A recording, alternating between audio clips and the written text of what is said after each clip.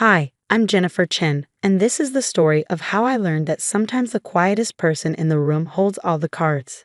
It's funny how life works. One day you're being ordered around by your entitled cousins, and the next, you're signing their termination papers.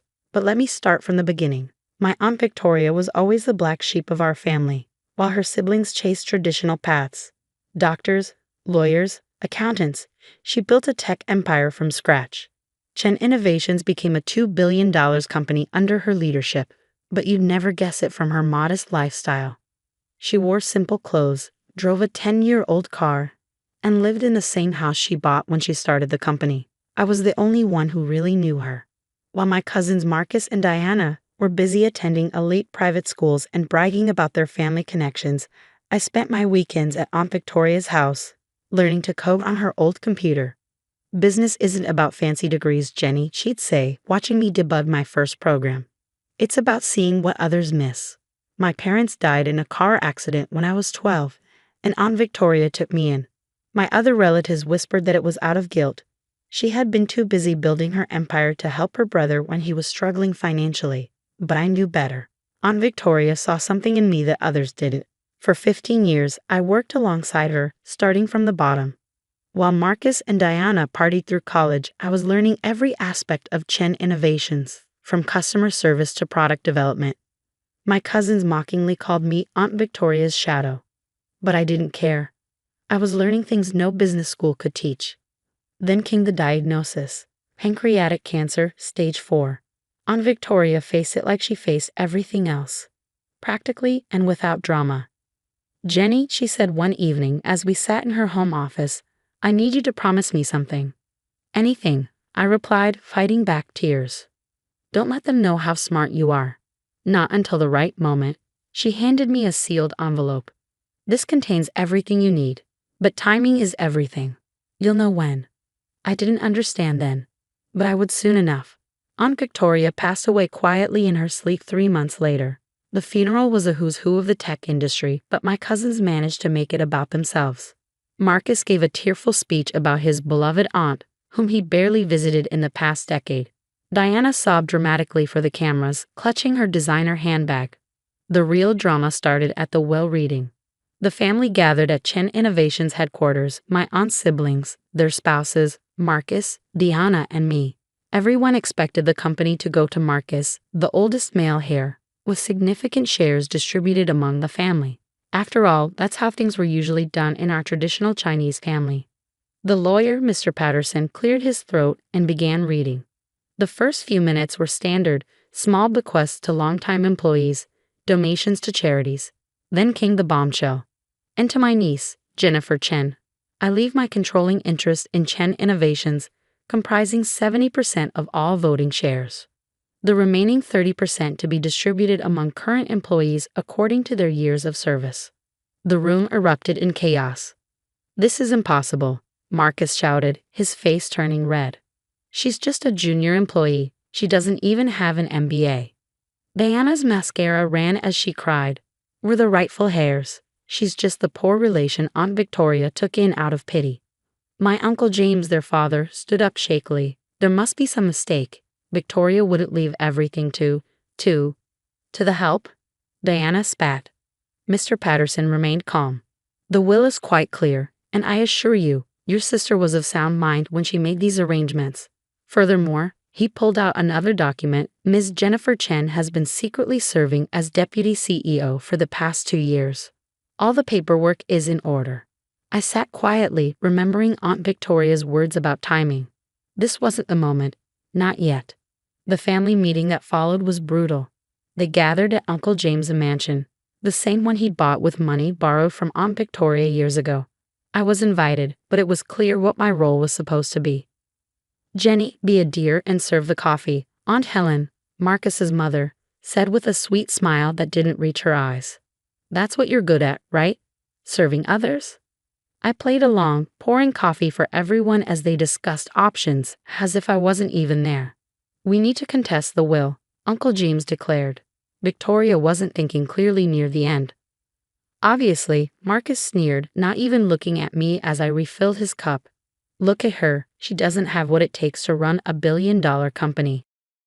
She's not even dressed properly. He had a point about my clothes. I was wearing a simple blouse and slacks while they were all in designer outfits. What they didn't know was that I owned the building their favorite designer's flagship store was in. The board will never accept her, Diana added, checking her reflection in her phone. They need someone with proper education, proper connections. I continued serving coffee, watching them plan my downfall. They spent hours plotting legal challenges, board member contacts, media strategies. Not once did they actually address me directly. I was furniture to them, just like I've been all these years. Finally, Uncle James turned to me. Jenny, this can be easy or difficult. Sign over the shares to Marcus, and we'll give you a generous settlement. Enough to live comfortably. It's what's best for everyone. I looked at their expectant faces, the same people who had barely acknowledged my existence at family gatherings, who had mocked my close relationship with Aunt Victoria, who had called me the charity case behind my back. I'll think about it, I said softly, gathering the coffee cups. The board meeting is on Monday. I'll have my answer then. They smiled triumphantly, already celebrating their victory. Marcus even patted my head condescendingly. Good girl. I knew you'd see reason. As I left the mansion, I pulled out my phone and the envelope Aunt Victoria had given me. Inside were documents, passwords, and a letter. The time for hiding is over, she had written. Show them who you really are. I smiled as I sent a series of pre-prepared emails. Monday's board meeting would certainly be interesting. After all, what my dear cousins didn't know was that while they were busy being the public face of the family, I had spent 15 years becoming the backbone of Chen Innovations. Every major client contract had my name on it. Every successful product launched in the past 5 years had my code in it. Every key employee owed their position to my recommendations. They thought Monday's board meeting would be their triumph. They had no idea what was coming. Monday morning dawned bright and clear. I arrived at Chen Innovations headquarters at 6 a.m., 2 hours before the board meeting. The security guards nodded respectfully. They'd known who I really was for years. I heard Marcus and Diana had been calling board members all weekend, rallying support for their planned coup. Let them try. I changed into the outfit I prepared. Not the designer suits my cousins favored, but a perfectly tailored black dress that Aunt Victoria had given me for my last birthday. Power isn't about looking powerful, she'd said. It's about being powerful. At 7:45, I watched through my office window as Marcus and Diana arrived, both looking smug. They'd brought Uncle James and Aunt Helen too, probably for added pressure. They were all dressed like they were attending a fashion show rather than a board meeting. Time to greet the family, I whispered to myself, picking up the stack of folders I prepared. The boardroom was tense when I walked in. 12 board members sat around the massive table, with my family occupying one end. Marcus was already sitting in the CEO's chair, practicing his signature smirk. Jenny, Diana called out sweetly, be a dear and get us some coffee before you go. I smiled. Of course. But first, I pressed a button on the intercom. Sarah, please bring in the documents. My executive assistant, whom my cousins had always assumed was Aunt Victoria's, walked in with a cart of folders. I began distributing them personally to each board member. What's this? Marcus demanded, trying to snatch a folder from my hands. Patience, cousin, I said quietly, continuing my round. All will be clear in a moment. Once everyone had their folders, I walked to the head of the table. Marcus was still in the CEO's chair. You're in my seat, I said softly. He laughed. Come on, Jenny, we all know. Mr. Chen, I cut him off, my voice suddenly sharp. You are in my seat. Move. Something in my tone made him stand up, though he tried to play it off as humor. The board members were already reading their folders, and I could see their expressions changing. Ladies and gentlemen of the board, I began. In those folders you'll find several things.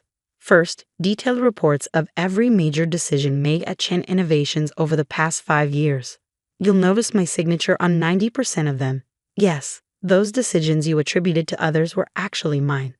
Marcus tried to interrupt, but I continued. You'll also find documentation of certain interesting financial transactions.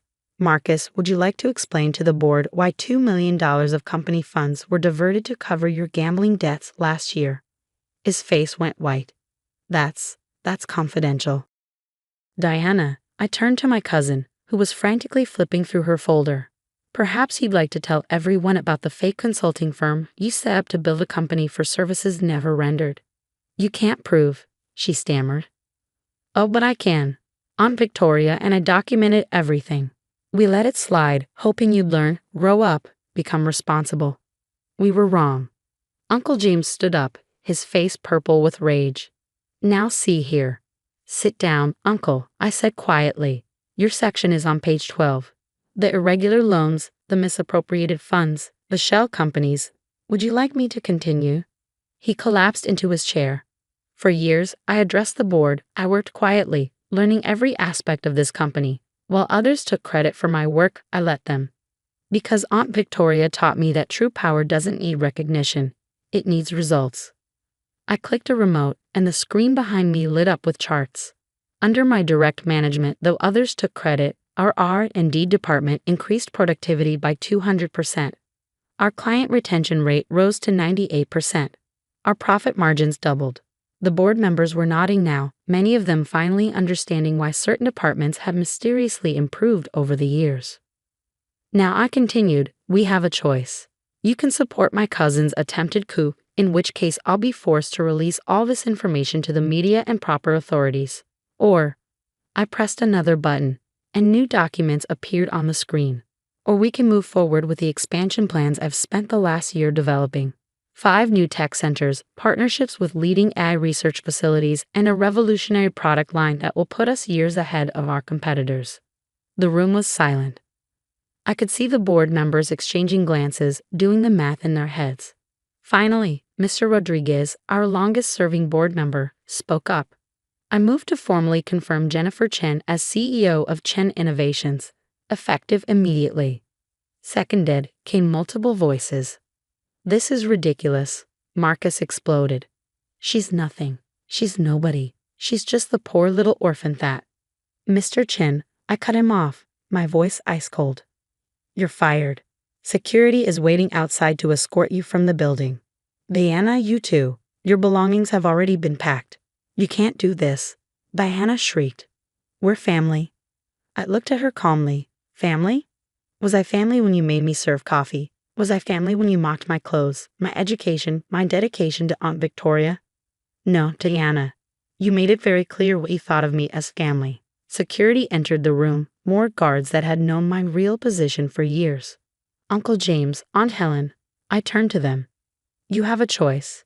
You can accept my leadership and keep your shares as silent partners, or you can join your children in unemployment. Decide now. They looked at each other, then at their screamy children being escorted out, and nodded meekly. As the chaos subsided, I addressed the board again. Now, shall we discuss those expansion plans? The next few hours were productive. By the end of the day, my position was secure, the expansion plans were approved, and a press release announcing the new leadership was circulating. That evening, I sat in Aunt Victoria's old office, my office now, looking at her picture. You taught me well, I whispered. Power isn't about shouting the loudest or wearing the most expensive clothes. It's about patience, knowledge, and timing. My phone was full of messages from family members suddenly remembering how much they'd always loved me. I ignored them all except one. From my aunt's old housekeeper, Maria, who'd been kind to me even when I was just the poor relation. You did good, Miss Jenny, her message read. Your aunt would be proud. I smiled, looking out over the city lights.